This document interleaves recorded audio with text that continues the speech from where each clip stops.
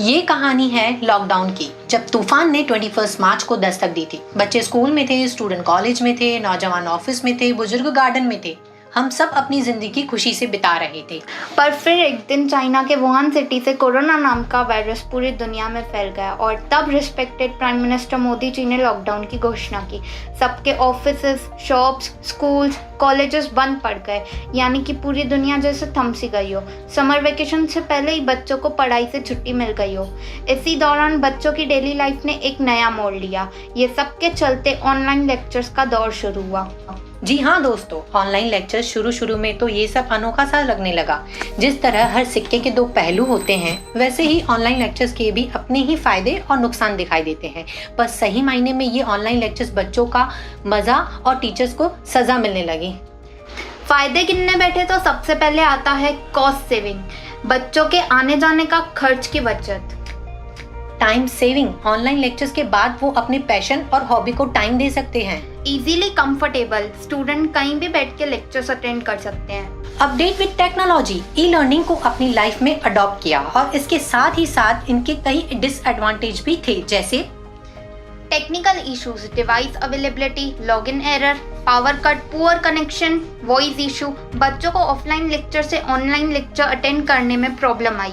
घर का एटमॉस्फेयर, किसी के घर का एकदम रिलैक्स माहौल और किसी का फुल्ली डिस्टर्ब, इनसे आइडियल स्टडी पैटर्न की वाट लग गई थी। लैक ऑफ फोकस, लेक्चर्स के टाइम मोबाइल फोन यूज करना, माइक म्यूट और कैमरा ऑफ करके गेम्स खेलना, स्क्रॉलिंग करना, chatting etcetera etcetera. Parents attention, online lectures के चलते पेरेंट्स को मालूम ही नहीं उनके बच्चे कितना पढ़ रहे हैं और क्या कर रहे हैं। दिखने में तो बच्चे लेक्चर्स अटेंड कर रहे हैं, पर असल में क्या चल रहा है पेरेंट्स को कोई खबर ही नहीं। इन सब का असर बच्चों के फ्यूचर पर पड़ रहा है। अगर ऐसा ही चलता रहा तो मानो जैसे बच्चों का फ्यूचर अंधेरे से घिरा हुआ हो। On the contrary, salute to teachers. सालों से चलते आ रहे पैटर्न से अचानक ऑनलाइन लेक्चर शिफ्ट होना कोई आसान बात नहीं है, पर दुनिया के साथ बदलते वक्त में बच्चों के लिए टीचर्स ने पेपर बुक से पीडीएफ का सफर तय किया। बच्चे लेक्चर ज्वाइन करके उसमें उतना ही ध्यान दें, ये भी देखना ज़रूरी था।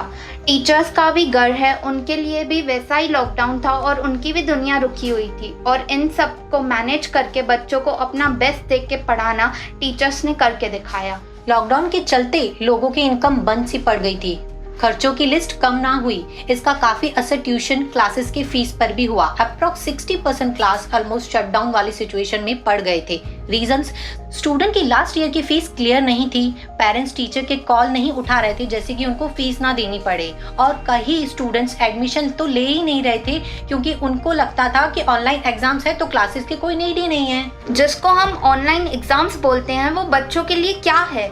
बच्चे ऑनलाइन एग्जाम्स को केबीसी की गेम समझ रहे हैं। कोई भी क्वेश्चन आएंगे, उसका कोई भी एक ऑप्शन चूज करके पास हो जाएंगे, और जय माता दी वाली ट्रिक तो जिंदाबाद है ही।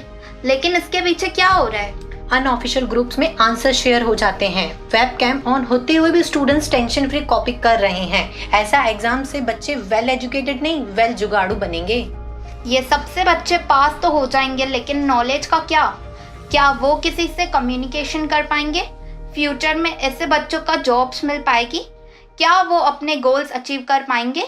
Student attitude, no doubt lockdown ने हर किसी की जिंदगी को अफेक्ट किया है, पर सबसे ज्यादा असर दिखा है बच्चों पे। जब पूरी दुनिया रुकी हुई थी, सोशल मीडिया ने अपनी अलग ही रफ्तार पकड़ी हुई थी, और आपको तो पता ही है कि सोशल मीडिया पे सबसे ज्यादा यूजर्स यंगस्टर ही हैं। बच्चों का माइंडसेट देखा जाए तो social media page, likes, views, comment, shares को इतना इंपॉर्टेंस देने लगे हैं मानो इनके बाहर कोई दुनिया ही नहीं।